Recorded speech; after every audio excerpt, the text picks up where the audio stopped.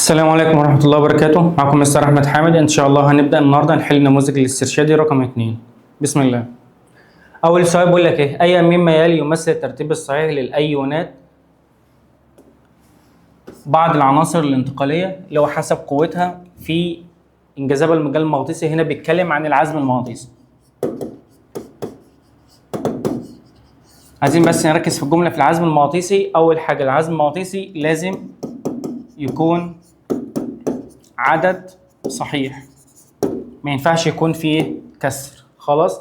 طيب على سبيل المثل مثال للمعلومية بس عشان تركزوا فيها، لو عندك 4 9 9 9 مثلا، يبقى هنا عدد الإلكترونات المفرد 4. خلاص كده تمام. طب السؤال ده بيتحل ازاي؟ تعال نشوف كده بيتحل ازاي. أول حاجة هاخد أي اختيار وابدا ارتبه، وبعد كده اشوف الاختيار بتاعي اني صح فيهم. على سبيل المثل مثال هاخد الحديد 2. احنا قلنا في طريقه سريعه في التوزيع الالكتروني. الحديد 26 لما نيجي نوزعه اس 2 دي 6، لما نفقد 2 هيبقى اس 0 دي 6، وبالتالي الستة هيبقى عندهم كم مفرد؟ هيبقى 4 مفرد، وبالتالي هيبقى تحتيه 4. طب عايزين التيتانيوم. طبعا التيتانيوم هنا وصل لاعلى حاله تاكسد هو 22 اس 2 دي 2، وبالتالي لما يفقدهم كلهم يبقى عنده ايه؟ 0 0. طب هناخد المنجنيز. المنجنيز موجب 2 لما يفقد 2، انت عندك المنجنيز 25 لما يفقد 2 هيبقى اس 2 دي 5، لما يفقد 2 يبقى اس 0 دي 5، يبقى عنده كم مفرد؟ يبقى عنده 5 مفردين. وبالتالي انا عايز الترتيب اللي هو بيرتب لي دوت، يبقى دوت اصغر واحد، دوت اللي بعديه، ودوت اكبر واحد. يبقى ان اختيار هيبقى صح، اصغر واحد هيبقى تيتانيوم، بعد كده الحديد، بعد كده المنجنيز. السؤال الثاني بيقول لك اي مما يلي يعبر عن نتائج العمليات الكيميائيه اللازمه. خلي بالك كيميائيه قبل الاختزال، يبقى خام الحديد قبل الاختزال هنمر عليه بعمليات كيميائيه. طيب اول حاجه، هل نقص كتله الخام ونقص نسبه الحديد؟ لا، اكيد انا بعمل نقص في كتله الخام وفي نفس الوقت نسبه الحديد ايه؟ بتزيد. يبقى انا عايز نقص كتله الخام وزياده نسبه الحديد، اللي هي اختيار رقم د، اللي هو نقص نسبه الشوائب وزياده نسبه الحديد. السؤال اللي بعديه، اي مما يلي يعبر عن تفاعل لتحضير العامل المختزل في احد الافران. طب هنيجي نسمعهم، مش هبص الاجابه. انت عندك الفرن العالي، احنا بناخد فحم الكوك بنحرقه فبيديك غاز ثاني اكسيد الكربون، بيمر تاني على فحم الكوك كمان مره فبيتحول لغاز اول اكسيد الكربون، وبالتالي العامل المختزل في الفرن العالي اول اكسيد الكربون. طيب لو هنتكلم عن فرن ماتريكس، باخد 3 مواد اللي هو غاز الميثان او الغاز الطبيعي، وباخد بخار الميه وغاز ثاني اكسيد الكربون. انا عايز واحد من دول، يبقى انا عايز بخار الماء وغاز ثاني اكسيد الكربون مع غاز الايه؟ الميثان. طبعا هنا بيتكلم عن فرن ايه؟ ماتريكس. تمام كده؟ طيب اللي بعده، اي مما يلي يعبر عن الترتيب الصحيح للعمليات اللازمه للحصول على اكسيد الاسود اللي هو FeO من FeCl3.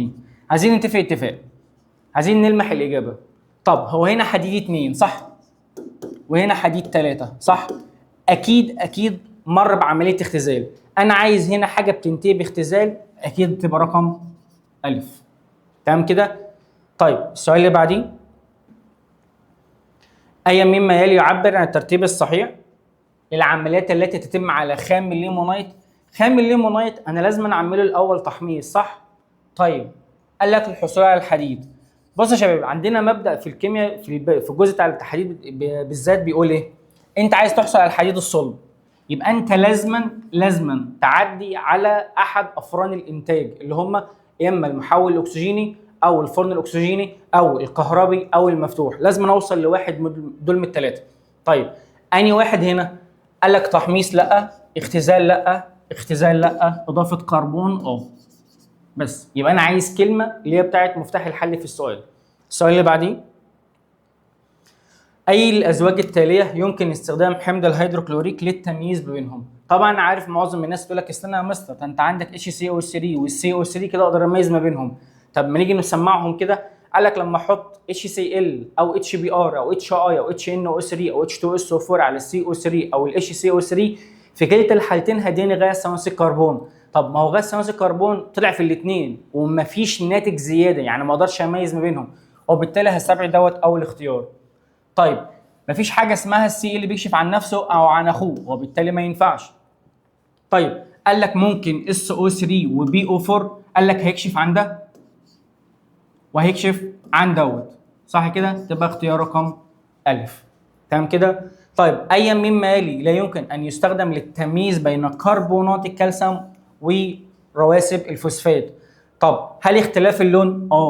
هيفرق معايا. إضافة ماء بغاز ثانوي الكربون هيدوب دوت لكن مش هيدوب دوت. عندك المادة دي هتتفاعل مع دوت ومش هتتفاعل مع دوت. أما لما تحط لي عامل مواكسد هيعمل لي إيه في الاتنين؟ وبالتالي هتبقى ديت الإجابة. طبعا انا مش بحل بسرعه ولا حاجه، انا عايزك بس تتعلم وانا بحل تاخد مفتاح الحل. اهم حاجه وانت بتحل في حاجه اسمها كلمه مفتاح الحل، دي اللي السؤال بيتحل على اساسها بس. السؤال اللي بعديه بقول لك يتصاعد خليط من غازي كبريتيد الهيدروجين وغاز ثاني اكسيد الكبريت اللي هو SO3 و H2S.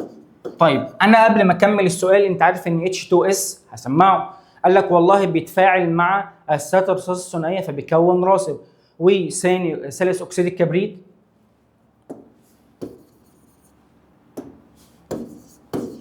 ثاني اكسيد الكبريت قال لك بيمتص او بيتفاعل مع العوامل الموكسده او بيتاثر بالعوامل الموكسده او بيأثر في العوامل الموكسده، زي على سبيل المثل مثال ثاني كرومات البوتاسيوم المحمضه بتحول من اللون البرتقاني للون الايه؟ الاخضر. فانا عايز الجمله دي، فين الجمله ديت؟ قال لك والله هتبقى اختيار رقم د، اللي انا بسمعه بلاقيه في الاختيارات.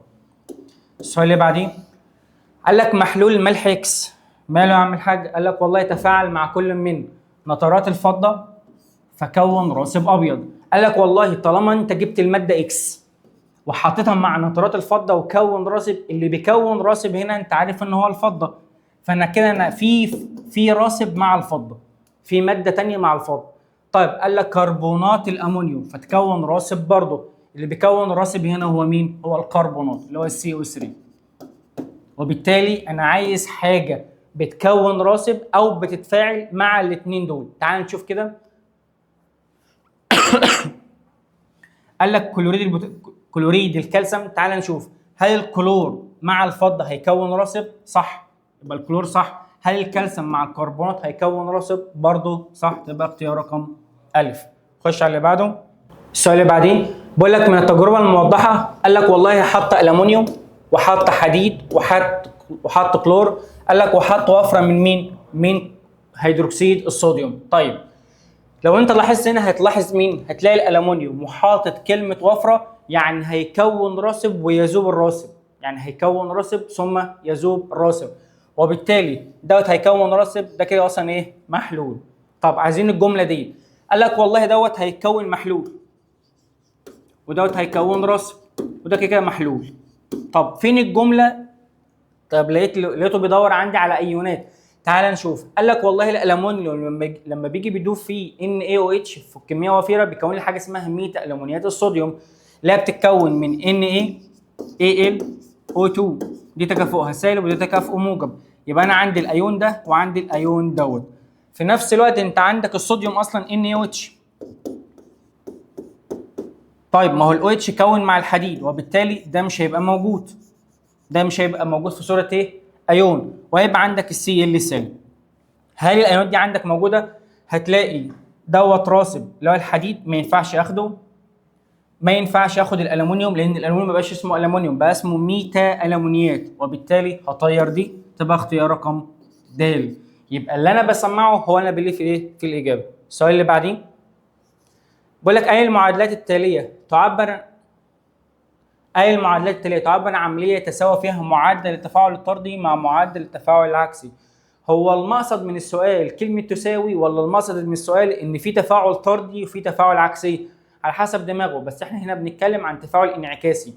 طيب اي تفاعل بيطلع لي ماده صلبه دوت تام، اي تفاعل لماده قويه بتدوب في الميه فتفاعل تام، اي ماده بتطلع لي غاز في اناء مفتوح برضه تفاعل تام، قال لك اي ماده ضعيفه لما تيجي تدوبها في الميه بيحصل لها تأين غير تام او تفكك غير تام، وبالتالي هي اختيار رقم د عشان ديت ماده عضويه، وانت عارف ان المواد العضويه مالها ضعيفه طبعا. السؤال اللي بعديه قال لك محلول هيدروسيانيك اللي هو HCN ماله يا عم الحاج؟ قال لك والله في حاله اتزان في المعادله دي ايا مما يلي يحدث عند اضافه بضع قطرات من HCl. تعال نشوف كده. هو انت لما تضيف HCl يعني انت بتضيف H موجب والCl سالب. احنا اتفقنا ان انت لما تضيف H موجب يبقى انت زودت ال H موجب ديت، فالتفاعل هيرجع كده، وبالتالي ايه اللي يحصل لتفكك؟ قال لك يقل التفكك. هل الجمله دي موجوده؟ قال لك تقل درجه تفكك الايه؟ الحمض. تمام كده؟ السؤال اللي بعدين سؤال رقم 13. عايز بس انبه على حاجه صغيره خالص. لما تلاقي تفاعل من المعادلات اللي هي الموجوده في الباب الثالث وقال لك ناقص حراره، عشان خاطري لمصلحتك شيلها من هنا وحطها في مكانها الصح. هحطها هنا الموضوع بسيط خالص. تمام كده؟ تعال نشوف ايا مما يلي عدد صاحب بالنسبه تاثيرها على هذا التفاعل. تعال نشوف. هل لما يضيف X2 فين الاكس 2 اهي، لما اضيف دي التفاعل هيمشي كده. هل يزيد من تركيز النواتج؟ تمام صح. ويزيد من كميه الطاقه المنطلقه. هو مفيش طاقه منطلقه اصلا، هو ممتص، هو ماس، وبالتالي الجمله دي غلط. هل اضافه واي ادي الواي اهوت لما اضيفها قال لك والله يزيد من تركيز النواتج؟ صح. ويزيد من كميه الطاقه الممتصه برضه صح، وبالتالي تبقى اختيار رقم ب. السؤال اللي بعدين من احد الاسئله اللي احنا بنحب نتعامل معاها اللي هي الاسئله بتاعت مين اسرع ومين ابطا، بيبقى لطيفه كده في الحل. تعال نشوف. بقول لك اي التفاعلات الاتيه هو الاسرع. احنا بنتكلم مع شريط؟ اكيد لا، احنا مش بنتكلم مع شريط، احنا بنتكلم مع مسحوق. طبعا هو الاسرع عشان مساحه السطح بتكون ايه؟ سريعه. طب عايزين نشوف على سبيل المثل لو انت عندك مكعبات سكر وبودر سكر، انهي يدوب اسرع؟ مين يحتاج تقليب ومين ما محتاجش تقليب؟ اكيد البودر ما محتاجش تقليب، وبالتالي بنقول مساحه السطح كبيره وبالتالي التفاعل بيكون ايه؟ اسرع. طب في الغالب او في الشائع ان احنا لما التفاعل يكون سخن اكيد التفاعل بيكون ايه؟ اسرع، وبالتالي هنختار رقم د. طب انا قرات السؤال؟ لا انا بسمع. تعال نشوف. مسحوق اللي هو المغنيسيوم كتلته 5 جرام وعند 25 مللي من ده تركيزه ده في درجه حراره 35، درجه حراره ايه؟ اعلى. طيب السؤال اللي بعديه س 15 بيقول ايه؟ محلول اكس تركيز ايونات الهيدروجين فيه بيساوي الرقم دوت. تمام. قال لك والله عند درجه حراره 25. طب انا هتعامل مع السؤال ده ازاي؟ اشتغل فيه. وليكن مثلا هفكر مثلا في البي اتش. احنا متفقين اسلوب الحل في الباب الثالث في تركيز الهيدروجين او الاو اتش او البي اتش او البي او اتش احنا هنثبت طريقه واحده في الحل الا وهي البي اتش، اسهل. فانا هاخد مديني التركيز هنا فاقول سالب لوج ايه؟ تركيز الاتش. تعالى نحسبها كده بسرعه. سالب لوج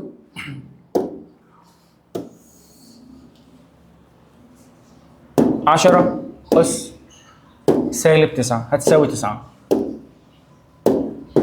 هتساوي 9. وبالتالي تعال نشوف. يبقى التفاعل دوت ماله؟ هل محلول لقاعده والبي اتش لاب بتساوي 9؟ هو قاعده فعلا. لو هي اكبر من كام؟ اكبر من 7. السؤال اللي بعديه س 16 بيقول لك ايه؟ الضغط الكلي عند الاتزان. قال لك هنا الضغط الكلي كام؟ 3.2. قال لك والضغط الجزئي لغاز ال NO2 دوت ب2 والضغط الجزئي لغاز الاكسجين ب1، يبقى لما اجمعهم هيطلع لك في الاخر دوت ب2. وهنا عايز الكي بي هيساوي النواتج على المتفاعلات اللي هو 2 في 1 طبعا تربيع على ال NO2 اللي هي بكام؟ ال NO2 اللي هي ب2 تربيع. تعال نحسبها كده تبقى 2 على 2 تربيع هتساوي كام؟ 5%. هل عندك 5%؟ دي الإجابة. السؤال اللي بعدين خلايا جلفانية من قطبين اكس واي لوحظ سريان الالكترونات نحو القطب واي. طالما الالكترونات راحة من اكس إلى واي يبقى دوت الأنود ودوت الكاثود، يبقى دوت الأنشط يبقى ده الاقل نشاط. تعال نشوف الجمله ديت هل موجوده ولا مش موجوده. طيب هل جهد اختزال اكس، هل جهد اختزال اكس اصغر من جهد اختزال واي؟ الجمله ديت صح. الجمله ديت صح. ليه؟ لان دوت يذوب اما دوت يترسب. يعني دوت يتاكسد، دوت يختزل. دوت اكبر اكسده يعني اصغر اختزال، دوت اكيد الايه؟ العكس. خلاص كده، وبالتالي هتبقى اختيار رقم الف. السؤال اللي بعديه،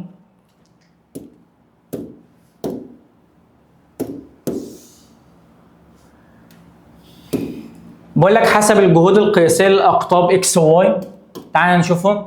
قال لك والله مديني اكس وواي ومثبت لي الهيدروجين. احنا اتفقنا في الامتحان اللي فات لما يثبت لك قطب هنطرح الاثنين دول من بعض، فهنطرح الكبير ناقص الصغير. لما نقول 1 6 6 ناقص 7 6 هيديني تقريبا 9 من 10. واكيد خليها جلفانيه. ليه جلفانيه؟ لانها طالعه بالموجب. تبقى اختيار رقم يا اما الف يا اما ب. طب هو مين الانشط؟ الكبير هو الانشط، اكيد الكبير هو الانشط. يبقى الواي هو هيكون الانود، واكيد الاكس هيكون هو الايه؟ الكاثود. وبالتالي هتبقى الواي هو الايه؟ الانود. تبقى اختيار رقم ب. تمام كده؟ السؤال اللي بعدين،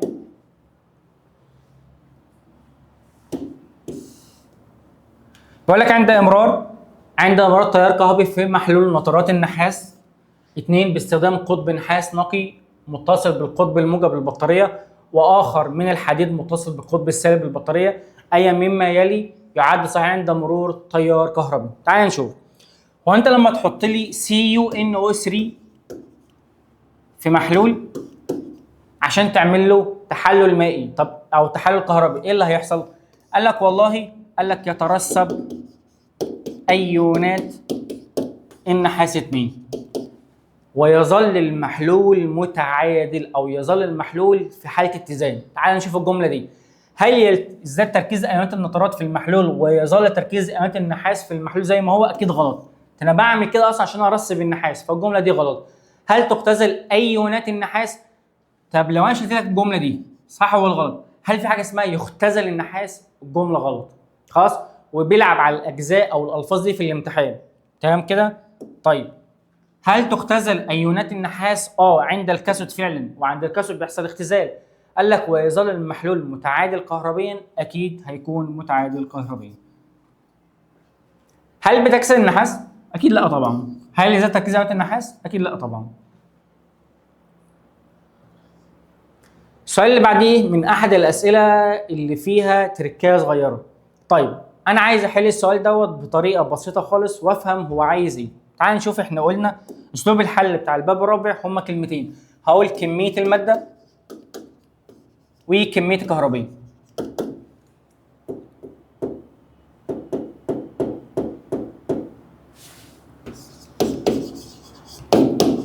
قال لك والله انا هتعامل مع مين؟ مع الاكسجين الاول، مع النيتروجين بعد كده، ومع الكلور. تعال نشوف. بص يا سيدي، اول حاجه مع الاكسجين هاخد 1 مول من الاكسجين اللي هو 22.4. دول محتاجين كم الكترون او كم فرضيه؟ انت عارف ان الالكترون او الفرضيه الاثنين واحد، اللي هو التكافؤ بعبر عنه بفرضيه. تكافؤ الاكسجين 2، طب لما اخد منه O2 يبقى تكافؤه 4 فرضيه. طب انا عايز بقى 1 فرضيه، فهيديني هنا قد ايه؟ سيبها وتعالى في اللي بعدها، ده الاكسجين. طب هناخد النيتروجين، هتاخد برضو 22.4 اللي هو عباره عن 1 مول بالنسبه لي. محتاجين 6 الكترونات لان تكافؤ النيتروجين الواحده كام؟ 3. طب انا عايز الواحد فرضيه. الواحد فرضيه هيعمل لي قد ايه من غاز النيتروجين؟ اللي بعدها غاز الكلور. انت عارف ان الكلور برضه هاخد منه 22.4 وتكافؤه 2 يبقى 2 فرضيه، لان انت عارف ان ذره الكلور واحده تكافؤها ايه؟ احادي، وبالتالي Cl2 تكافؤها ثنائي، يبقى انت عايز 2 ايه؟ فرضيه. تمام كده؟ وبالتالي انا عايز الواحد فرضي هيديني قد ايه؟ سؤال، مش هي 1/2 يعني نص، 1/6 يعني سدس، 1/4 يعني ربع. طب ما تجيب الالفاظ دي من الارقام اللي هنا. قال لك الاكسجين بكام؟ بربع. والنيتروجين بكام؟ بسدس. وعندك الكلور بكام؟ بنص. تبقى اختيار رقم د. السؤال اللي بعديه من احد الاسئله اللي فيها تسميع. تعال نشوف. قال لك والله تسميع او ممكن تجيبها من ورقه المفاهيم، بس انت لو جبتها من ورقه المفاهيم الموضوع ممكن ياخد منك بالظبط 5 دقائق. لا احنا عايزين نفهمها، عايزين نفهم التركيبه بتاع السؤال فيها ايه. قال لك التفاعل التالي يحدث في نص خليه جلفانيه. حلو. وده تفاعل اختزال. تفاعل الاختزال يبقى انا هسمع كل حاجه بيحصل فيها اختزال. تعال نسمع كده خليه الوقود الهيدروجيني اللي بيحصل له اختزال اللي هو الاكسجين والميه.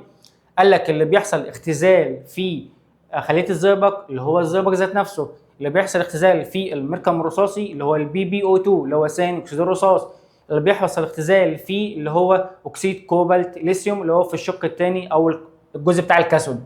طب انا عايز الجزء دوت او اللي انا قلت دوت موجود فين؟ قال لك والله اللي بيحصل له اختزال هو الاتش جي. في مين؟ في سماعات الاذن. وانت عارف ان الخلايا الاوليه او الخلايا الجلفانيه الاوليه يكون حجمها ايه؟ صغير. تبقى اختيار رقم الف. السؤال اللي بعديه أي مما يلي يعد صحيحا أثناء تفريغ خلية أيونات الليثيوم؟ أنت عارف إن الليثيوم بيحصل له أكسدة فبينتقل من الأنود إلى الإيه؟ الكاثود.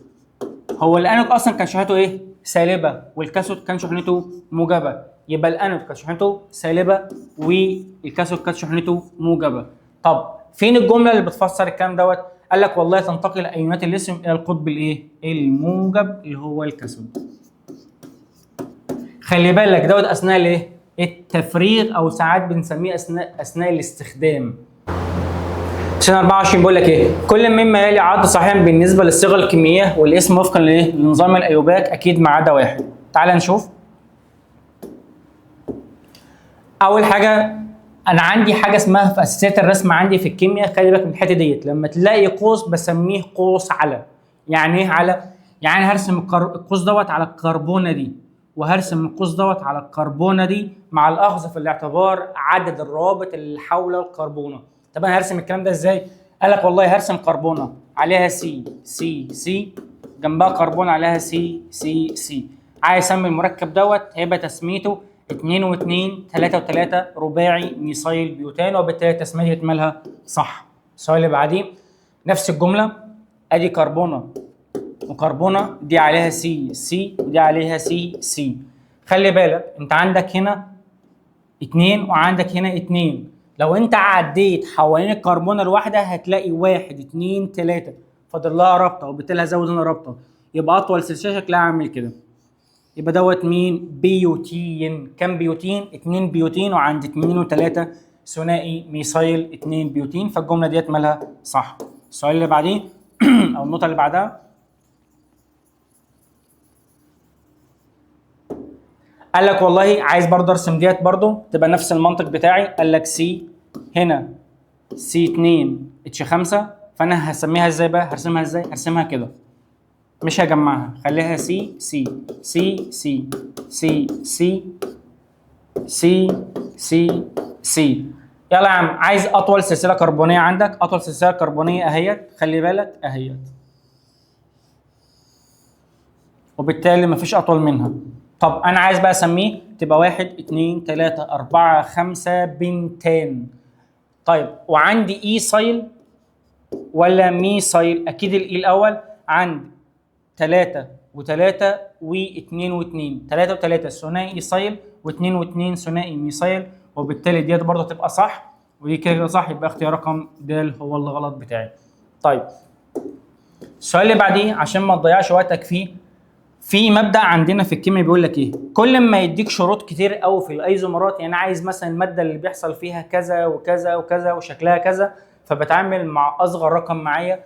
وديت مهاره لو انت اتعلمتها مش بصمجه، احنا هنا بنتعامل مع مهارات. انت عندك مثلا لما اجي اقول لك هات لي مركب، هات لي الايزومرات بتاعته كلها، فانت عمال تدي احتمالاتك طبعا من غير ما اكرر. طب انا لو اديتك بقى شروط فيه هنا، مثلا عايز الايزومر اللي فيه كذا وكذا، كده انا بحدد عدد معين من الايزومرات، وبالتالي هختار رقم 3 ومن غير ما ارسمه، من غير ما اوجع دماغي. اي مما يلي يمثل الاسم الايوباك للكحول الناتج، يبقى دوت ناتج من التحلل المائي القلوي للمركب 2 بروم و3 ميثايل بيوتان.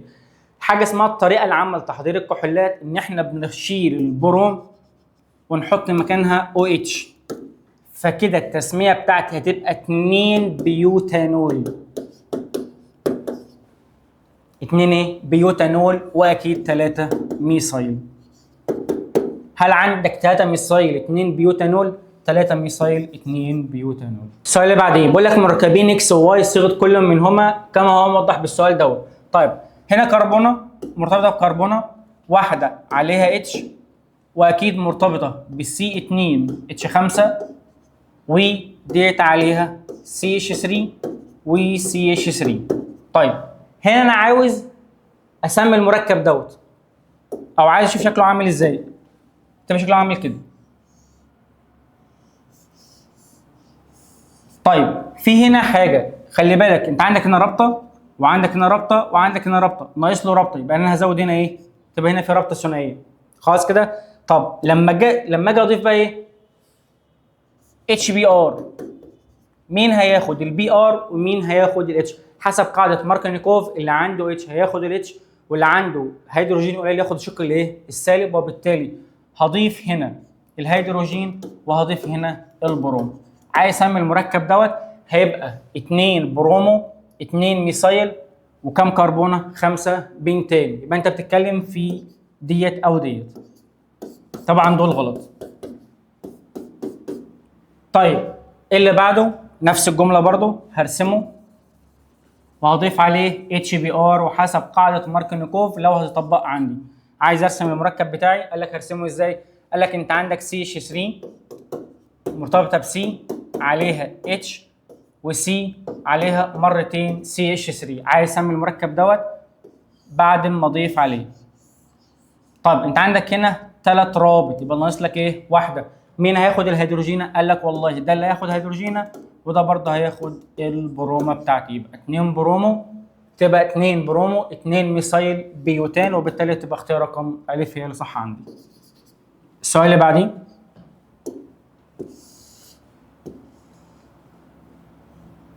أي مما يلي يعبر عن الترتيب الصحيح للعمليات اللازمة للحصول على أبسط حمض كربوكسيلي أروماتي. يبقى كده بيتكلم عن حمض البنزويك.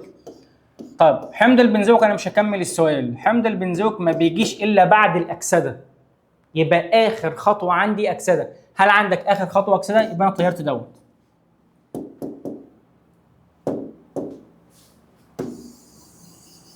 ماشي، قال لك هبدأ بمين؟ قال لك من ابسط هيدروكربون الفات اللي هو غاز الميثان.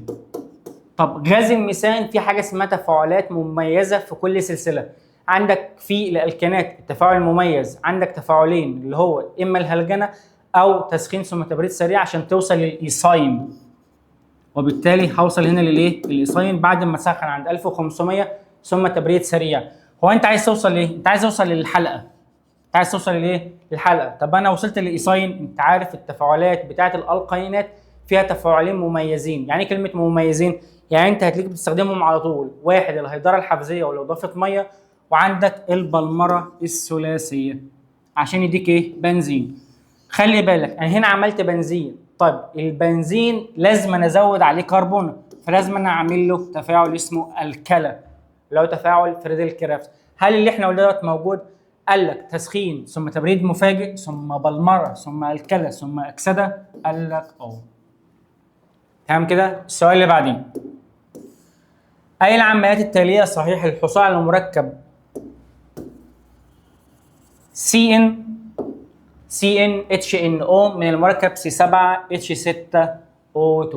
السؤال دوت مهم جدا، في كذا طريقه للحل بس احنا هناخد الطريقه الصح في التفكير. تعال نشوف. قال لك اول حاجه هتيجي في دماغك ان هو ممكن يكون حمض البنزويك. ماشي، حمض البنزويك مستحيل لما اجي اعمل له اي شكل من الاشكال الخطوات اللي عندي في المنهج مستحيل اوصل للمنظر دوت. حتى لو انت حاولت مش هتوصل. ليه؟ لان انت شوف اللي انت رسمته وشوف اللي هو اللي عندك. انت هنا انت عندك كربونه، هنا مفيش كربونه. طيب نيجي نفكر بطريقه مختلفه شويه، الا وهي طريقه الايزومرات، وديت الطريقه الوحيده اللي بتبقى مخفيه في السؤال. خلي بالك ممكن يجيب لك سؤال انت تحس ان هو ملوش اجابه، ولكن الاجابه في احد الايزومرات للمركب اللي هو مديهولك. طيب انت عندك حمض البنزويك، هل ليه طريقه تانية في طريقه الرسم؟ قال لك ركز معايا، انا هرسمه لك تاني هنا وافهمك احنا بنشتغل فيها ازاي. انت رسمت COOH، طب ما تحاول تبدل المركب بحيث انه يكون استر. على سبيل المثال OOH OOCH. طيب بالفعل كده انا خليت الرابطه او الاكسجينه زي ما انت كنت عايزها هنا كده، انت عايز دوت، فانت خليت هنا فيه ايه؟ اكسجينه، صح. طب انا عايز اوصل للمركب دوت، قال لك لازم تعمل له، اكيد مش هعمل له نزع ميه، اكيد مش هعمل له تعادل. طيب انا ممكن اعمل له ايه؟ قال لك والله ممكن نعمل له تحلل مائي حامضي. دي انت بتضيف اتش وهتضيف او اتش عشان تحصل على اللي هو الفينول دوت، الايه؟ الفينول. وخلي بالك الفينول اسمه حمض كربوليك. طب عايزين نلاقي كده كام حمض مهم كده عندنا في المنهج، احنا قلنا الحصه اللي فاتت وهنقوله تاني النهارده. قال لك عندك حمض السلسليك، عندك حمض اللاكتيك، عندك حمض الستريك، عندك حمض الكربوليك، عندك حمض البكريك، وعندك حمض بنزين سلفونيك. نقولهم تاني. عندك حمض بنزين سلفونيك، عندك حمض الكربوليك، عندك حمض البكريك، عندك حمض اللاكتيك، عندك حمض الستريك، عندك حمض السلسليك. الست احماض دول لازما ولا بد الامتحان يجي منهم كلهم. انت كده لو انت حفظت دول وشفت التفاعلات بتاعتهم والتحويلات بتاعتهم، كده انت معاك بما يقارب نص امتحان او نص الجزء بتاع العضويه. لو انت ايا كان عدد الاسئله بتاعت العضويه عندك في الامتحان كان انت معاك نصهم بالظبط. طيب السؤال اللي بعديه، كده احنا خدنا طريقه التفكير في السؤال دوت وعرفنا بيتحل ازاي وبنفكر فيه ازاي. السؤال اللي بعديه بيقول لك ايه؟ أي مما يلي يعد صحيحا بالنسبة لترتيب العلامات اللازمة للحصول على 1 و2 ثنائي ميثايل سايكلوهكسان. يعني أنت عندك حلقة بنزين وجنب بعضها في سي وسي. قال لك من إيه؟ قال لك من مركب صيغته الكيميائية C6H6 ودوت الفينول اللي شكله عامل كده. أول حاجة بسم الله الرحمن الرحيم كده، أول حاجة هتعمل اختزال، فلازم تشيل ال OH دي خالص، وبالتالي أو تشيل ال O، فانا هعمل اختزال. وبالتالي عندك تسخين مع خرسين، فانت مش عايز الاجابه دي ومش عايز الاجابه دي. طيب ايه الخطوه اللي بعدها؟ انا عايز اركب على الحلقه كربونه وكمان كربونه، ما عندكش التفاعل الوحيد اللي اسمه الكله. بعد ما اعمل الكله اعمل كمان مره الكله كمان مره. ليه اعمل حاجه؟ قال لك عشان دوت هيوجه لدوت. تمام كده. وبالتالي هو عايز يوصل لايه؟ عايز يوصل لواحد واثنين ثنائي ميثايل هكسان. هو كان بنزين، اعمل له ايه؟ اكيد هعمل له هدرجه عشان يوصل للهكسان الحلقي. طب هل في طريقه تانية اقدر احل السؤال دوت من خطوه واحده؟ من غير ما تعمل الكلام ده كله. هو ده اسمه ايه؟ مش اسمه هكسان وده اسمه بنزين، يبقى انت لازما تعدي في الاخر على اختزال، او مش هسميها اختزال بقى، هنسميها تفاعل هدرجه اللي هو اضافه هيدروجين، اللي هي الخطوه دي، بس من غير ما تفكر في سؤال كتير. السؤال اللي بعديه، اي ازواج المركبات التاليه يمكن ان يستخدم في انتاج بوليمر في 3 عمليات؟ وهنا مدي لك ايه؟ عدد العمليات. قال لك ويستخدم في صناعه الشرايين وصمامات القلب. دوت كان تقريبا نسيج الذكر اللي كان بيطلع من تفاعل البولي او الايثيلين جلايكول مع التيرفيساليك. طب هو الايثيلين جلايكول كان بيجي منين؟ كان بيجي من الايثيلين لما تعمل له اكسده، اذا كان بميه الاكسجين او بتفاعل باير. طيب وعندك حمض التيرفيساليك. طيب حمض التيرفيساليك كان بيجي عن طريق ان انت بتعمل اكسده لبارا ميثايل تولوين، او اللي احنا بنسميها 1 و5 ثنائي ميثايل بنزين. طيب فين الاجابتين دول؟ قال لك والله لو انت عملت الايثين اكسده يبقى انت كده خدت خطوه، ولو عملت البارا ميثايل تولوين اكسده تامه كانت عملت كمان خطوه، فاضلك الثالثه تعمل لي بيها بالمره. هل بخطوه الثالثه تعمل لي بقى بالمره؟ تبقى اختيار رقم كام؟ 1000. السؤال اللي بعديه بيقول لك اذا علمت ان المركب ايه حمض عضوي يتفاعل مع الاحماض المعدنيه الاكسجينيه. خلي بالك مش كل حمض في الكيمياء العضويه هو حمض بيتكون من مجموعه كربوكسيل. انت عندك احماض تانية ما فيهاش مجموعه كربوكسيل، الا وهما عندك حمض بنزين سلفونيك ما تنساهوش، هو بيتفاعل مع املاح الصوديوم اللي هي الكربونات والبيكربونات بيحصل فوران. وعندك الاحماض تاني اللي هو حمض الكربونيك اللي هو الفينول، وعندك حمض البكريك. خلي بالك من الاحماض دي. طيب قال لك حمض عضوي يتفاعل مع الاحماض الاكسجينيه ولكن لا يتفاعل مع الاحماض الهالوجينيه. كده خلاص انا بصمت بالعشره ان هو مين؟ اللي هو الفينول. شوف هو عايز ايه من الفينول. قال لك والله المركب بي يخضع للصيغه CnH2NO.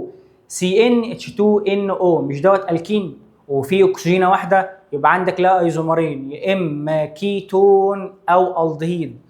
طيب قال لك ويتاكسد، هو ليه بيتاكسد الالدهيد؟ يبقى كان هو بيتكلم عن الالدهيد. مين بقى الالدهيد؟ قال لك والله بيتاكسد لحمض يستخدم في صناعه المبيدات الحشريه والعطور. كده انا بصمت بالعشره ان هو حمض الفورميك جاي من اكسده الاسيتالدهيد اللي هو الميثانال، وبالتالي الصيغه بتاعته اسمها فورمالدهيد. فورمالدهيد اللي هو HCHO. وانت عندك كمان فينول. بسم الله، الشاشه ملبوسه ولا ايه؟ فينول. طيب مش انت عندك حاجه اسمها تكاثف، بالمره بالتكاثف ما بين الفينول والفورمالدهيد؟ قال لك والله في الاخر خالص بعد ما ترسم المركب خالص اللي شكله عامل كده، طبعا مش عندك في المنهج يعني مش عليك رسمته.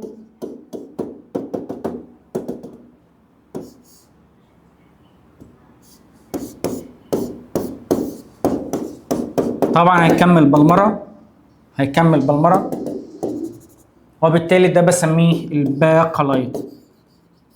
بعد ما ترسم الهلومه دي كلها، البقره بيستخدم في ايه؟ في طفايات السجاير، ده اخرك فيها خلاص كده. طبعا ليه استخدامات تانية اكيد كتير عندك، زي مقابض الادوات الكهربائيه عشان ما بيوصلش كهرباء وعازل. يبقى احنا عايزين نعمل الاجابه في الاخر خالص، احنا عايزين الادوات الكهربائيه عشان عازل الكهرباء. السؤال اللي بعديه بقول لك كل مما يلي من سبائك بين فلزيه ما عدا. قال لك السيمنتايت، او في ناس بتقول لك بتحب السيمنايت، معرفش جابوها منين، اللي هو رمزه Fe3C. قال لك النحاس الاصفر اللي هو نحاس مع خرسين. قال لك الديور الومين، عايز تحفظها الومنيوم مع 2 نون.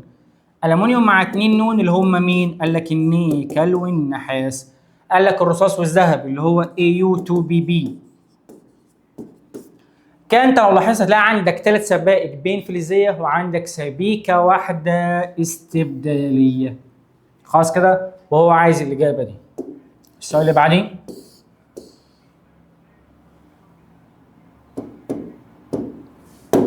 تعال نشوف هو عايز ايه. بسم الله. قال لك فحم الكوك له دور في استخلاص الخرسين من خاماته وفقا للمعادله الاتيه. عمل ايه فحم الكوك يا عم الحاج؟ قال لك والله نزع الاكسجين وطلع بيه غاز ثاني اكسيد الكربون، يبقى عامل مختزل. طيب هو مش هيسالك عن فحم الكوك عندك في المنهج، هو عايز المعادله اللي نفس اللي عملته كربون فحم الكوك هنا بالبلدي. فحم الكوك عمل هنا اختزال، يبقى انا عايز العامل المختزل اللي عندك في المنهج. طب اي المواد التاليه له نفس دور فحم الكوك؟ قال لك والله يا عم الحاج ايه؟ قال لك خليط من غاز اللي هو CO والH2 اللي هو الغاز المائي. طب عايزين نتكلم كده عن الغاز المائي. قال لك والله ده عامل مختزل فرن ماتريكس. تمام. مش كمان الغاز المائي بيستخدم كوقود؟ هي الجمله اصلا غلط، احنا المفروض نقول الغاز المائي يستخدم في تخليق وقود. تخليق ايه؟ وقود. ايه الوقود يا عم الحاج؟ قال لك الوقود السائل. قال لك بطريقه ايه؟ قال لك بطريقه فيشر تروبش. طب طريقه فيشر تروبش بتستخدم فيها العامل الحفازي اللي هو مين؟ قال لك الحديد. كده احنا سمعنا الايه؟ الحديد. خش على اللي بعده.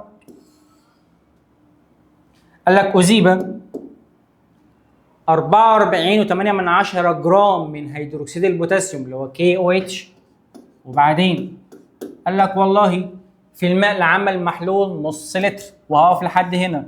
عندك كتله وعندك حجم، جيب منهم التركيز. يبقى هو التركيز هيساوي عدد المولات على الحجم. تعال نقسم او نحسب عدد المولات بتاع الكي او اتش. هنقول الكتله بتاعتي اللي هو مديها لي ب 44.8 على الكتله الموليه بتاعت الكي او اتش ب 56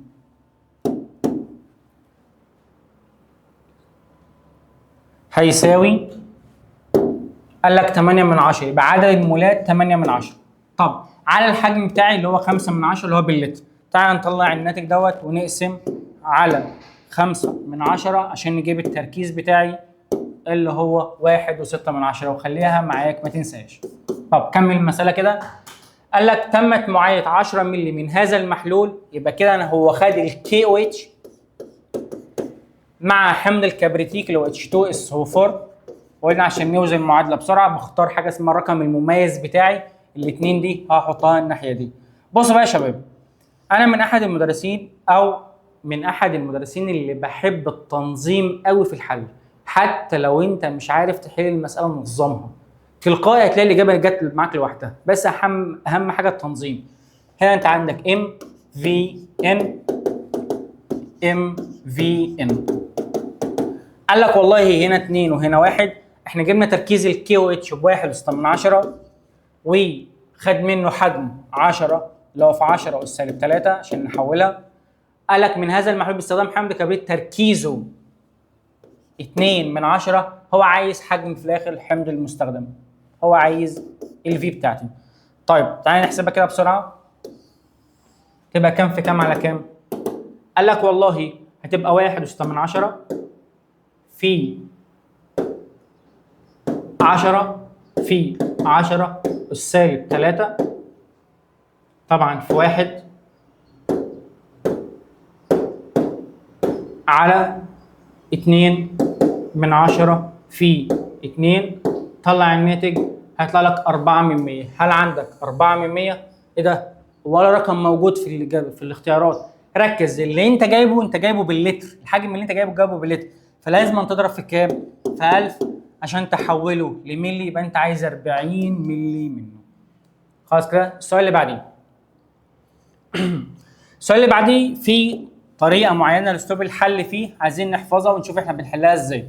بص يا شباب، في حاجه اسمها مساله طايره عندك، اسلوب الحل فيها بسيط جدا. لو انت فهمت التارجت بتاع المساله خلاص الموضوع بقى بالنسبه لك تمام. طبعا الطريقه دي بتاعت مستر احمد حامد بس.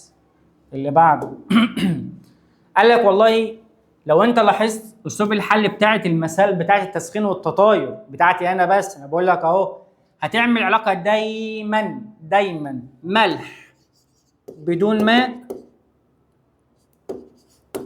والماء. ماشي. وبعدين قال لك والله هو مديك الكميه كلها، كتله الخليط كله الميه بالملح، ثم اضيف اليه محلول كلوريد الباريوم، يبقى هو خد الزد ان اس او 4 تمام مع البي اي سي ال 2 وهيديني زد ان سي ال 2 زائد بي اي اس او 4. ايه ده؟ طب ما انت عارف ان البي اس 4 دوت راسب سوليد. لما تجيب لي كتلته بمعلوميه اجيب منه مين؟ هجيب منه ده. تاني، هو انا اشمعنى جبت دوت او انا عايز اجيب دوت؟ لان هو عايز يجيب الاكس دي في الاخر. طب انا هجيبها ازاي؟ لازم انا امشي مساله الترسيب الاول، وبعد ما اطلع الناتج كده جبت الماده الصلب او الملح اللي بدون ميه هنا، كاطرح من الكتله دي جبت الميه، بس المساله خلصت. تعال نشوف.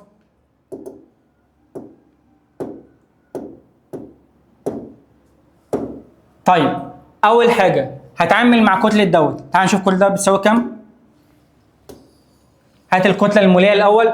طبعا انا بحكم في المساله وانا بحل المساله، بشوف حل المساله ازاي؟ بشوف هو شغال ايه. هنا شغال جرام، هنا شغال جرام، يبقى المساله كلها جرامات. في بعض الطلبه لما بيجوا يحلوا المسائل بيحلوا لك لازم انا احول المساله من جرام لمول. بصوا يا شباب، اسهل طريقه واحسن طريقه لحل جميع المسائل حل المساله على وضعها. لو جرام خليها جرام، مول خليها مول، عفريت ازرق خليها عفريت ازرق، ما تغيرش حاجه.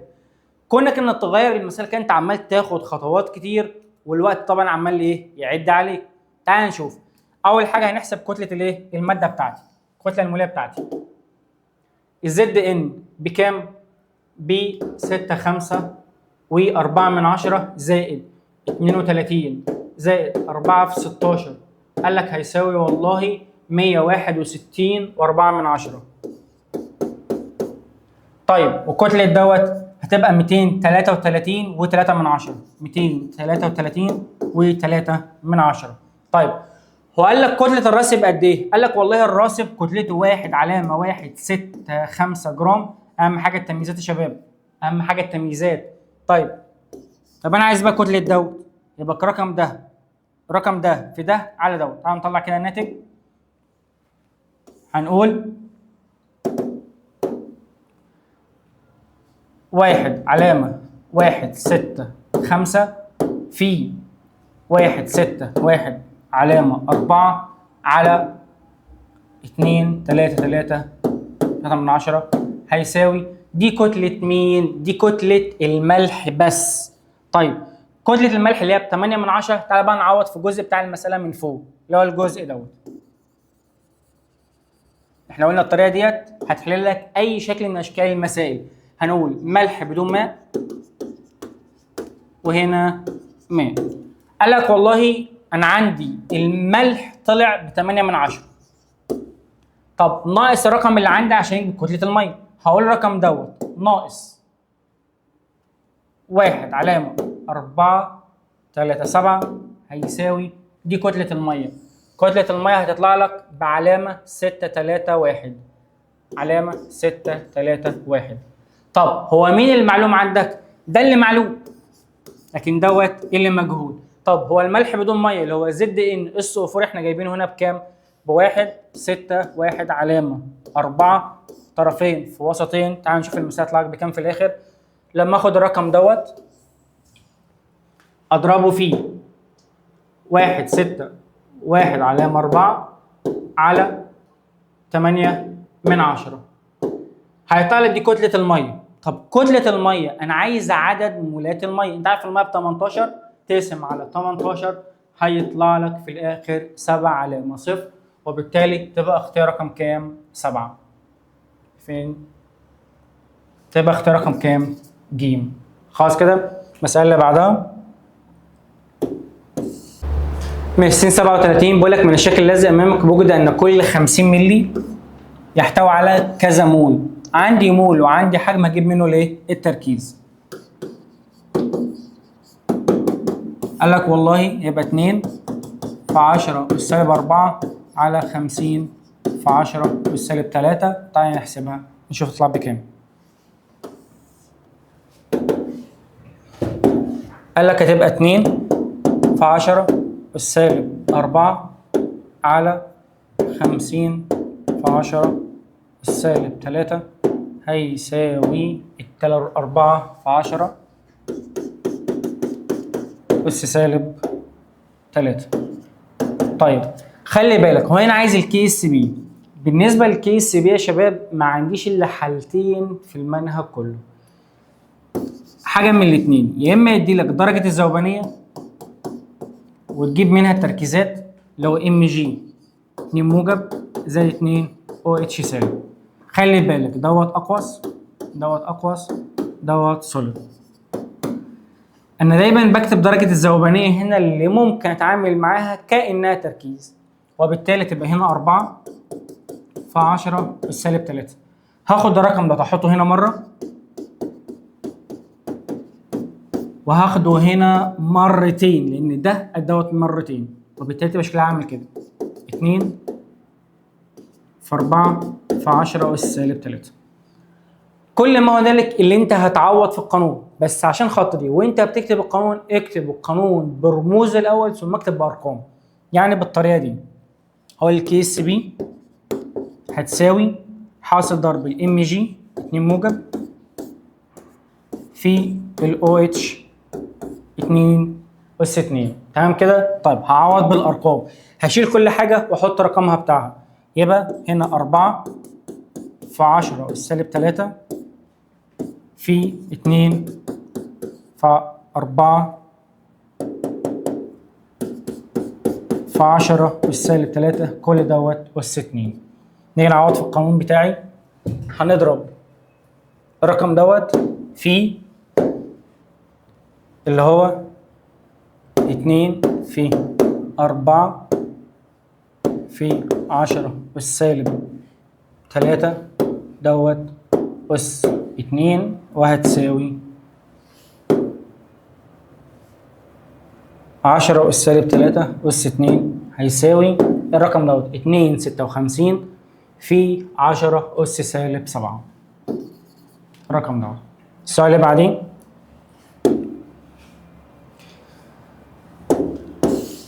عايزين نركز في سؤال رقم 38 عشان في تركية مهمة شوية. بقول لك ايه؟ من الخلايا الكهربائية الموضحة بالشكل الذي أمامك، لو أنت لاحظت هتلاقي أنت عندك عامل مشترك اللي هو الكربون. بس خلي بالك، مرة الكربون طالع منه ومرة الكربون رايح ليه. يعني مرة كاثود ومرة انود. هنا الاي انود وهنا البي كاثود. لو انت لاحظت كده احنا بنتكلم مع خلايا جلفانية تلقائية. طيب قال لك اي مما يلي يعبر عن الخلايا المكونة من القطب بي انود. ايه ده؟ تخلى بي كاثود، هو هي كانت كاثود خلاها انود يعني عكس. وايه انود خلاها كاثود وبالتالي برضو عكس. طالما عكس يبقى اكيد الخليه اللي هتتكون ما بينهم خليه غير تلقائيه، وبالتالي هيبقى يحدث تفاعل بها غير تلقائي. ديت معايا، دي غلط، دي معايا، دي غلط. طيب غير تلقائي هجمع رقمين بالسالب وبالتالي هيطلع لك الاي ام اف بتساوي -2. تمام كده؟ السؤال اللي بعديه بيقول لك ايه؟ في التفاعل التلقائي، وركز في راس السؤال، يبقى التفاعل التلقائي لو انت لاحظت هتلاقي النيكل حصل له اكسده والسيو حصل له اختزال. قال لك اي مما يلي يعتبر صحيح. هل يعتبر ايون النحاس عامل مختزل قوي؟ يعني ايون النحاس حصل له اكسده؟ مفيش حاجه اصلا اسمها كده. ما هو كلمه عامل مختزل حصل له كده، هو اصلا ايون وبالتالي الجمله غلط. طب بصوا يا شباب كده، لو احنا بصينا هنلاقي ان النيكل حصل له اكسده وهتلاقي السيو حصل له ايه؟ اختزال. يبقى كده مين الانشط؟ يبقى دوت الانشط. يبقى انا عايز دوت في صوره ايه؟ محلول. يبقى اقدر احفظ املاح النيكل في اناء من الايه؟ من النحاس. هل الجمله دي عندك موجوده؟ هل يمكن حفظ محاليل املاح النحاس؟ طبعا الجمله دي غلط. هل يمكن حفظ محاليل املاح النيكل في وعاء من النحاس؟ وبالتالي الجمله ديت هي اللي صح، نفس الجمله اللي احنا ايه قلناها. السؤال اللي بعديه قال لك كل مما يلي يمكن استخدامه للتمييز بين الكحول الايثيلي والفينول ما عدا. قال لك ماء البروم هيتفاعل هنا ومش هيتفاعل هنا، الصوديوم بيتفاعل هنا وبيتفاعل هنا وبالتالي مش هقدر اميز. طب لو خدت FeCl3 هيفاعل هنا ومش هيتفاعل هنا. بالمنجنات دوت هيتاكسد ودوت لا، تبقى اختيار رقم ب زي ما احنا قلنا. السؤال اللي بعديه بيقول لك ايه؟ 3 مركبات من المشتقات الهيدروكربونيه. مالها يا عم الحاج؟ قال لك والله المركب ايه يتفاعل مع الاحماض المخففه زي حمض الهيدروكلوريك ولا يتفاعل مع هيدروكسيد الصوديوم. ايه ده؟ كلمه هيدروكسيد صوديوم ما بيتفاعلش معاه كده انا عرفت خلاص، يبقى دوت اكيد كحول. طيب قال لك يتفاعل مع كل من المركب الاول اللي هو الكحول ومع هيدروكسيد الصوديوم. اللي بيتفاعل مع الاثنين في الظروف المناسبه العاديه اكيد الحمض. طيب قال لك يتفاعل مع هيدروكسيد الصوديوم ولا يتفاعل مع حمض الهيدروكلوريك. ما بيتفاعلش مع حمض يبقى اكيد هو ايه؟ حمض. اكيد دوت الفينول. طب عايزين نشوف هو عايز ايه. قال لك الصيغه العامه للمركب الاول هي CnH2n زائد 2O يعني كحول. هل الاولاني كحول؟ صح، هو عايز معدن وبالتالي الجمله ديت صح. قال لك الصيغه العامه للمركب الثاني اللي هو حمض CnH2n وفيها 2 اكسجين. قال لك الجمله ديت برضو صح. هل يستخدم كلوريد حديد 3 للكشف عن المركب الثالث اللي هو الفينول؟ طبعا لسه هنا فوق. فانت هتلاقي سؤال بيجاوب سؤال وبالتالي هيديك لون بنفسجي، فالجمله ديت صح. هل يحضر المركب الثالث اللي هو الفينول باكسده المركب الاول؟ اجيب اروماتي من الفات ملوش علاقه بيه؟ طبعا الجمله اكيد غلط وبالتالي ديت الاجابه. السؤال اللي بعدين اي مما يلي يعبر عن الترتيب الصحيح للعمليات اللازمه للحصول على هيدروكربون مشبع. هيدروكربون مشبع ما بيجيش الا من طريقتين او من 3 طرق بالاصح. اول طريقه بالتقطير الجاف او بالتكسير الحراري الحفزي او بطريقه الهدرجه. تعال نشوف. قال لك والله من كحول لا يتاكسد بالعوامل الموكسده يبقى ثالثي. طيب الكحول الثالثي هو ما بيتاكسدش، طيب ملوش الا تفاعل وحيد عندك ان انت تعمل له نزع ميه، فلما تعمله نزع ماء هيديك الكين. بعد ما تجيب الالكين اعمل له هدرجه عشان يديك هيدروكربون مشبع. طب هو انت بتنزع ميه عند كام يعمل حاجه؟ قال لك والله عند 180 درجه سيليزيه. هل الجمله دي موجوده؟ تعال نشوف. قال لك نزع ماء من الايثانول. الايثانول اصلا كحول اولي وبالتالي ما ينفعش. واحد بروبانول، طالما واحد يعني في الاول يعني بيتاكسد يعني اولي. قال لك نزع ماء من 2 يعني طالما الاثنين متكرره مرتين ده معناه ان هو ثالثي وبالتالي لا يتاكسد، فاعمل له ايه؟ هدرجه، يبقى انزع منه ميه ثم اعمل له هدرجه وبالتالي الاجابه تبقى صح. السؤال اللي بعديه بيقول لك ايه؟ هيدروكربون يحتوي على ذرتين هيدروجين، ما عندكش مركب بيحتوي على ذرتين هيدروجين الا الايثاين اللي هو C2H2. قال لك من احد التفاعلات المميزه اللي عليه اللي هو اضافه ميه اللي بسميه تفاعل هيدره حفزيه، فهيديني CH3CH اللي هو الالدهيد. انت عارف ان الالدهيد مركب وسيط ما بين الاكسده والاختزال، لو عملت له اكسده يديك حمض، لو عملت له اختزال يديك كحول. هنا عمل له اختزال بالهيدروجين وبالتالي هديني C2H5OH اللي هو كحول الايثيلين. طب الكحول الايثيلين انت عارف ان ليه تفاعلين نزع ميه، في نزع ميه عند 180 وفي نزع ميه عند 140. طب عند 180 هيديك الكين، بس انت لو رميت عينك هنا هتلاقي فيه ايه؟ فيه اكسجين. خلاص فيه اكسجين يبقى اكيد عمل تفاعل اللي هو تكوين الايثير، لا بنزع ميه من 2 مول عند 140 درجه سيليزيه وبالتالي المركب دوت هيبقى اسمه ايثير. طيب تعالى بقى نشوف ايه اللي عندي. قال لك اي مما يلي يعد صحيحا بالنسبه للمركبات اكس وواي وزد ودبليو. تعالى نشوف. قال المركب اكس، فين المركب اكس؟ قال لك يتفاعل بالاضافه على خطوه واحده، طبعا ده غلط. هل مركب واي هو البروبانال؟ ما عندكش اصلا بروبانال اصلا هنا وبالتالي غلط. هل مركب زد يعتبر كحول اولي؟ الكحول الايثيلي كحول اولي صح.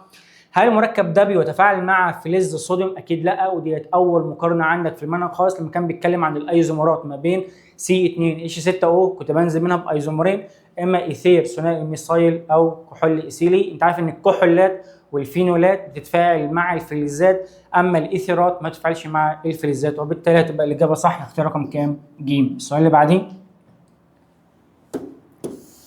بقول لك حمض كربوكسيلي له الصيغه الكيميائيه دوت. بص يا شباب، خد دي هديه مني ليك. اول حاجه انت عندك الاحماض اصلا المفروض اصلا يكون فيها 2 اكسجينا، يا 2 اكسجينا يا مضاعفاتها، يعني 2 4 6 8. على سبيل المثال عندك حمض الترفي سالك فيها 4 اكسجينا. طب هل في حاجه اسمها حمض وبيحتوي على عدد مش مضاعفات الاثنين؟ قال لك عندك كم حمض؟ عد معايا. قال لك حمض اللاكتيك في 2 اكسجينا بتاعت مجموعه الكربوكسيل وفي اكسجينا بتاعت مجموعه الهيدروكسيل، في مجموعتين وظيفيتين. وعندك حمض الستريك اللي هو C6H8 او 7، وعندك حمض الصلصليك اللي هو C7H6O3. طيب كده هو قال لك دوت اكيد الفاتي لان اكيد دوت مش حاله بنزين، يبقى انا عرفت دوت ان هو اسمه حمض الايه؟ اللاكتيك.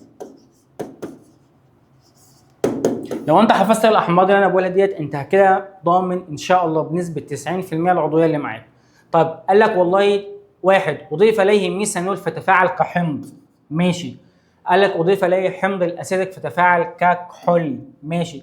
قال لك اي مما يلي يعبر عن ناتج تفاعل كل من في الخطوه الاولى الخطوه الثانيه، وتعالى نرسمهم مع بعض.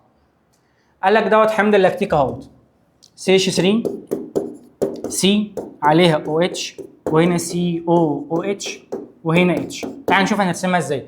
قال لك والله هو فعله مع الميثانول CH3OH. بص يا شباب، احنا اتفقنا اللي عنده كتير هاخد منه كتير واللي عنده شويه هاخد منه شويه، اللي هو من حيث الاكسجين اللي هو بالمنظر دوت، وبالتالي كان نزعت منه ايه؟ ميه. فيبقى المركب كالاتي CH3 CHOH COO CH3 دوت في التفاعل رقم 1. تعالى نسمعها كده. هل انت عندك CH3COC؟ طبعا دي غلط. هل CH3CHOH COO CH3؟ اكيد دي صح. ومش هتلاقي ممكن تلاقي اللي بعدها غلط واللي بعدها صح. خلاص كده. طب خلصنا الجزئيه دي، تعالى في اللي بعدها. قال لك هو فاعل نفس الحمض دوت مع حمض الاسيتيك او الاسيتيك، فتفاعل ككحول. تعالى نشوف. هرسم نفس الرسمه تاني ونطبقها عليها. قال لك CH3 COH H COOH. طب هو فعله مع حمض الخليج اللي هو CH3 COOH. اكيد ديت هتتفاعل مع دي، يبقى انا هاخد ال OH مع، هاخد من هنا ال H مع ال OH الناحيه دي. ركز بقى في الكتابه الناتجه. بص عشان نشوف احنا بنكتبها ازاي، ودي اهم حاجه اصلا. الناتج انت بتكتبه ازاي في الاخر.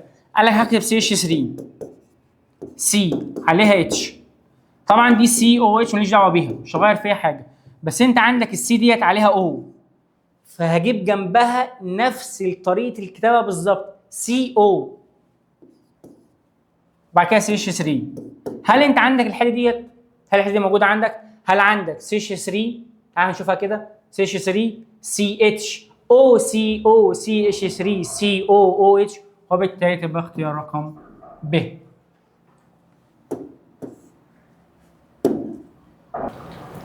السؤال اللي بعديه بيقول لك ايه؟ في الشكل التالي يوضح 3 محاليل A B C. قال لك لنفس الحمض اللي هو الحمض الايه؟ الهيدروفلوريك.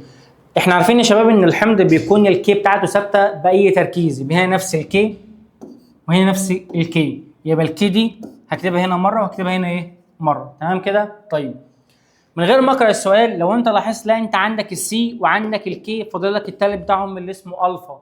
مش انت عندك قانون بيقول لك الكي بتساوي الفا تربيع في السي؟ طب ما تجيب لي كده الالفا هتساوي الكي على السي. خلاص كده؟ طيب طبعا دوت تحت الايه؟ ده تحت الجذر.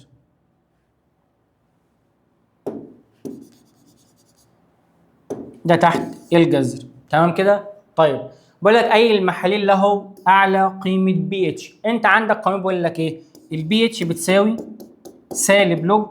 انا عايز القانون بتاع البي اتش اللي بيضم الاثنين دول. ما هي ايه المعلومه اللي عندي؟ انا عندي تركيز وعندي كي، وبالتالي هحسبها هو الجذر الكي على السي واطلع الناتج لده ولده ولده واشوف مين فيهم اكبر واحد. طيب اي المحاليل التاليه له اعلى تركيز لايونات الفلوريد؟ ممكن احسبها وممكن استشفها من التركيزات اللي عندي.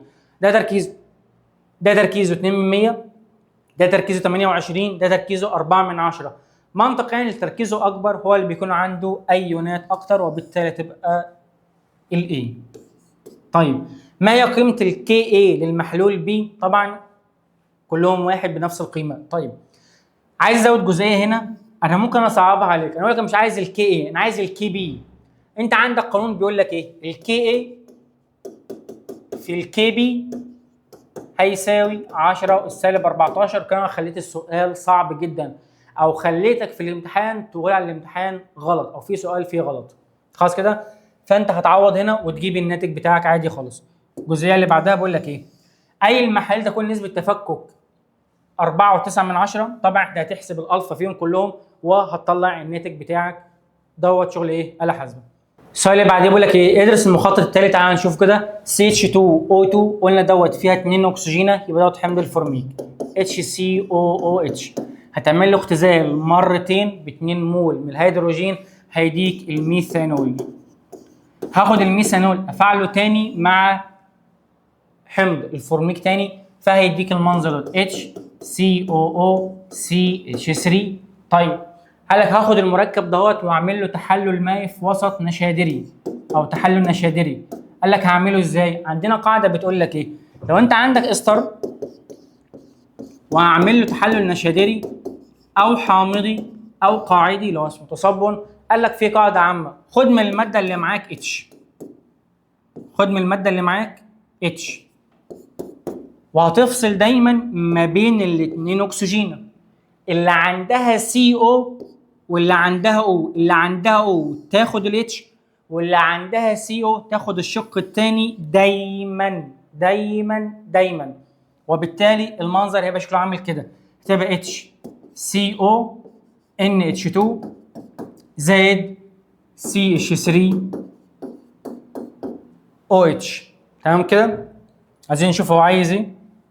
بيقول لك ايه؟ ما الاسم الشائع للمركب ايه؟ قال لك المركب ايه اللي هو اول واحد هيبقى اسمه حمض الفورميك او ميثانويك. ده اللي هو عايزه ايه؟ ايوباك. احنا بنراجع. اكتب الصيغه البنائيه للمركب الناتج من تفاعل مركب بي. مين هو المركب بي؟ المركب بي اللي هو الميثانول. تعال نشوف كده. قال لك هيفعلوا مع مين؟ مع حمض السلسليك. ادي دوت حمض السلسليك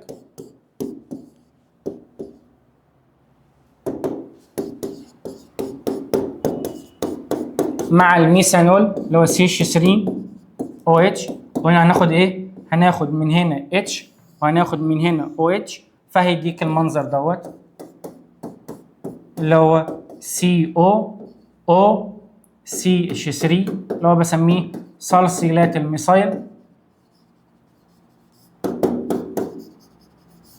اللي هو زيت المروخ. خلاص كده؟ طيب هو عايز كمان. قال لك والله ما اسم الايوباك للمركب اللي هو رقم سي. سي اللي هو ميثانوات الميثايل. مركب سي اللي هو اسمه ميثانوات الميثايل. طيب المركب اللي بعديه اخر واحد اللي هو دي. الديت اللي هو كان HCONH2 هيترسم ازاي؟ تعالى نتعلم نرسمه ازاي. هل في قاعده للرسم؟ قال لك والله لما يكون عندك كذا مركب او كذا عنصر في المركب اللي عندك بيعمل روابط كتير، حطهم على خط عمل واحد، وبالتالي الكربونه جنب الان. انت عارف كده النيتروجين بيعمل 3، فهياخد الهيدروجين، فاضل لك الاكسجين وفاضل لك الهيدروجين، فهادي ديت واحده ودي هتاخد ربطتين. وبالتالي انتهينا من نموذج الاسترشادي رقم 2. السلام عليكم.